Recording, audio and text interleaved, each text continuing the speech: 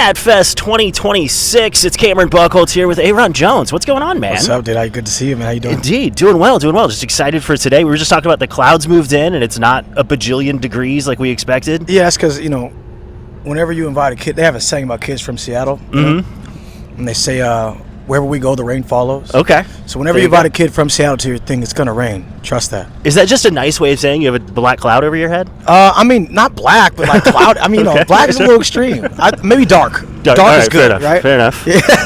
But, yeah, what's the weather like in Seattle right now? Is it about like this? No, Maybe a little cooler. It's probably gorgeous. 15 degrees cooler? No, it's gorgeous. Yeah, about that. 10 to 15 degrees cooler. Because Seattle is, we really don't get above 90 usually. Yeah. Last few years it's been real hot, but we usually don't get above 90, man. So a year like this, it's like... You don't get to bust out that tank top very often then? No, I don't, man. I really don't. I bust the tank top out because they said it was going to be 107. It's obviously not, but... Yeah. But thankfully, right? Like, that would have been bad. Yeah, we don't need all of the people getting dehydrated and stuff Just out there. They'll dying, be okay. dude. Yeah. But you just flew out for this, right? This is kind of a one-off show for you. You're kind of in between stuff right now, waiting on the new record, right? I'm working on this new record to come. Anxious to get it out, man. We got some really cool stuff, some announcements and things we made pretty soon. But we're just kind of in the final phases of getting this thing ready to go, Yeah, is it completely done and just kind of in the waiting for the marketing machine and all that stuff to figure out the correct time? We're done, and we're just getting ready to announce the timing and all the things, man. We're just getting the last little pieces tied up for it so I can get it out. It's been too long, man. I mean, I look back and my last record came out in 2023, and it's just been too long since I had some real new music out for the people. But I want to go back to the lab as a newly independent artist and put together some music that really meant something to me, and I know that's going to mean something to my fans because I did it with them in mind, Whereas, like, you get signed to a major label and the opportunity is great, but you kind of got to play a cat and mouse game with the label, and sure. Everybody has to be on the same page, and sometimes you're not on the same page, So sometimes things get lost in translation or missed, or especially as a newer artist, when you're a newer artist and just learning the ropes too, like you're going to miss a lot of things, but. You learn, you live, and you learn, and this next record here for me is just a fully independent project that I have been thankful to be able to put out, man. I mean, and just to have the crowd base, the fan base around me too now, that are just kind of like with eyes on me, waiting for it to happen. It's a really great opportunity right now, Nice. Well, even as an independent artist, without getting too inside baseball, you have one of the best management teams behind you too. That I helps do. Out. So it's Yes, not you're not printing these in your garage exactly. No, like definitely not. That's not happening. That's not happening. Yeah. But you are. It's when you say independent at my level, it's not. You're just like you're not in your basement, like printing out records or burning the CDs. It's not. No, it's not like that. It's that everything comes out of your pocket, directly from your pocket. You don't really have a big machine behind you to help pay for the things that you normally, sure. ask a label to do. Do things like write a check for you to perform on top of the Space Needle. Exactly. That's thank you. That's exactly what I'm talking about. Yeah. Exactly. That's what I'm talking about. But you know what? The cool thing is when you learn the ropes and you do it as long as I've been doing it, man, you pick up a lot of ways to get around all that.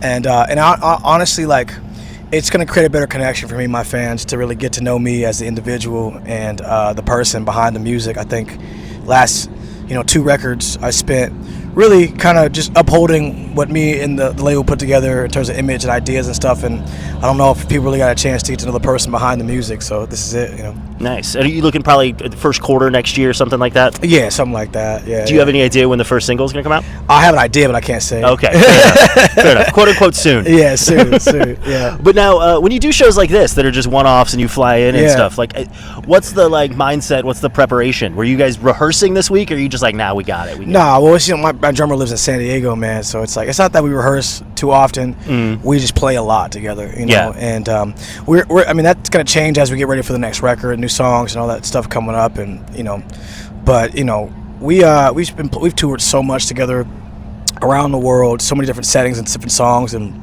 massive crowds, man. It's like we know what we're doing. We know the deal, and we recently went down to a three-piece band, I should say. When I first started out as an indie artist, I was in a three-piece project, and that's what got me signed. And when after I got signed, the label wanted me to add another guitar player, which has been great. It's been awesome. Matthew Jaquette has been working with me for the last few years here. So, but as the machine slowed down and as I became independent again, we went back to the three-piece model, and it's been amazing. I feel like that just keeps things so much simpler, and like, when you look at like 3-piece bands over history, they stay together longer. They do. Like it's for some reason that like extra person makes it more difficult. I don't know why. It is, man, and not that it was more difficult, Sure, but there's more to manage, right? Like and I get what you're saying, because there's more to manage, and there's a lot more to consider, more cost, more everything. But also, what happens for me is like I'm a guitar player, and I'm an artist. That's me. I'm AYRON Jones. I'm the artist AYRON Jones, and so I think sometimes what happens is when you are working with as many people. Sorry, we're gonna get out of this car. So yeah, we're moving. This is what happens when you do an interview in a parking lot. That's true. Meet me. Yeah. Make sure to real quick. Make sure to get his license plate so people know. Can I don't know. Can I get through?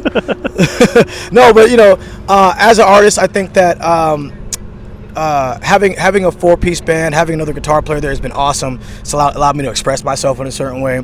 But when I initially got signed, I didn't get signed because it was like how great our band was, even though our band was great. I got signed because I was a great artist. And I think that when you add another person, what ends up happening is you kind of spread your art out, Sure. And so like your average person is not gonna watch a 4-piece band and go, that guy's playing guitar solo versus that guy, or that guy's playing the rhythm versus that guy. So you missed out the whole. I guess you missed the whole picture a little bit, And so for me, going back to 3-piece models allowed people to really see like what's going on behind the scenes, So I think that's the major factor for that, Nice. And it's interesting today having you out here at Lucky Star Amphitheater. I think this continues your streak of performing in Oklahoma, not in Oklahoma City proper. That's the truth. Like you've done Rocklahoma a couple times. It's so true. You did Chickasha, Yeah. which is I love that Legends place, but it's 40 minutes outside of, and now we're 40 minutes outside of Oklahoma City dude. again. Yeah. I don't know what it is about Oklahoma City limits that just doesn't it'll hit. agree with you. We'll watch. It's not that we don't agree yet. We're just waiting for the right time, right? There you go. It's all about anticipation. There you go. They'll see. They'll see. They'll know when they see it. No, I'm kidding, man. Yeah. I think that's really cool though, because we got. I mean, Oklahoma is, man, especially to be a black rock band and to be able to come into Oklahoma and share that love with the people out here, man. It does something for me, And I'm also from the Muskogee Creek people. I am Muskogee Creek as well. Yeah, I'm Muskogee Creek. We're cousins in a sense. I'm from the Muskogee Creek Freedmen. And man, we are. So coming out to Oklahoma, really, it brings a sense of root, man. It really does. I don't know, something about this state. Even though I'm born and raised in Seattle, it just kind of brings me home. My family's all from Wewoka originally. Oh wow, okay. And then they moved out to Wichita, Kansas. And after moving to Wichita, they moved to Seattle once Boeing hit in Seattle. So nice. I'm second generation in Seattle, but my family's all from out here, man. Okay. Yeah. On that note, thanks to the Cheyenne and Arapaho tribe for having us out here today. For sure, man. Thank you. Out here on Native. But super stoked for the show, man, and always thank you for the time. And, man, always, great man. to see you. It's always good to talk to you, dude. Indeed, man. Yeah. Looking forward to the new record at some point in the future. Sure, man. Yeah.